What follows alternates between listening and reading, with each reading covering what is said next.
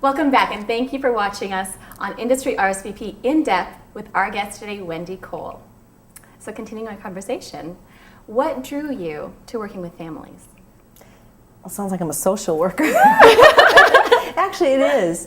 You know, when you're a manager, it's different than being an agent. I'm sure anyone that's tuning in now knows the difference, but in case they don't, the agent is the person who has a lot of people, and they really don't know everyone's personal business. Mm-hmm. You know, they just want to make sure you get to the audition on time, and that you do the work, and you don't phone it in. You're really there, and you're prepared, and if you get the job, you show up, and you don't make a fuss. You know, that's what the agent's about, and you get your money. And they don't, now, a lot of the big top agencies, of course, they really, you know, they take their people and they really hone their skills and they're on top of things. But with kids, they really throw them against the wall and see who's gonna book. And there's hundreds of kids that come in and out because you don't have to have credits when you're a kid. Just have a look and have the talent, be able to walk and talk and chew gum, basically.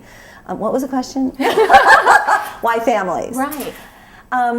Managers, as opposed to agents, really take a personal interest. Maybe I'm getting myself into trouble here. Well, but this is your personal style. My feeling is I get really involved with the families. So if someone is sick, or if someone, I had one mother, God bless her, she had cancer, and she could not, I had two boys that were signed with me. And it got to the point where she couldn't get out of bed to take the kids to the audition. I was taking the kids to the audition. Mm-hmm. I don't think an agent would do that, you know. I don't know of any other managers that would do that, but for me, I get involved with them. I get involved with I want to know if the kid isn't feeling good, if the kid's not doing well in school, if the kid has problems, or one of my kids broke up with their boyfriend or whatever, and that makes a difference in your audition. But and it also makes a difference when I coach them in using it. Mm-hmm. So the more you know about the family, also, the more you can use it in your acting. You know, it's not all about just saying the lines. You have to use substitution. I don't know if you know. Do you act? I do. Okay, so you know what I'm talking about, the technique, where you have to, use substitution. If you're talking to a teacher and your teacher's actually fine with you, but in the script you can't stand the teacher, but what if you can't stand your stepdad? Okay, and I happen to know that about the family. Exactly. I go, okay, use your dad here in this scene. And all of a sudden, the light, everything the light just lights up in their eyes, and they're like, the vengeance comes, or whatever comes, you go, oh, that's good. So the more you know about the family and the more you work with them, you know what to draw on too. So that's helpful. Absolutely. So this leads me to a question. It sounds like you're very hands-on, which is wonderful because that's what we're all looking for in a manager, an excellent manager. Especially for kids, do you make sure that at every audition you've helped them you've coached them through the audition? How hands-on are you in the daily workings of your clients? Good question, Melissa. I don't want to be like I'm a nudge or anything, but I'm very hands-on. I always say to my clients, you don't have to coach with me. Go to someone else. I even recommend some other people a lot of times, depending on my time frame, if I can't get there, or sure. I've driven over to the parking lot at a studio and coached the kid in the car to make sure. Everybody needs coaching. You have the cards like this, okay? And you go like this, and the kid's just reading like this. No matter how many times you've coached them, they'll still go like this and blah, blah, blah, blah, and they'll read and go, come on, you remember what we did? You have to hold it like this, you have to look up. I play a little game. I say you're not allowed to say a word unless you're looking at the casting director. Ooh. You're not allowed to say anything. That's the game that we play. And I play the casting director when I coach them,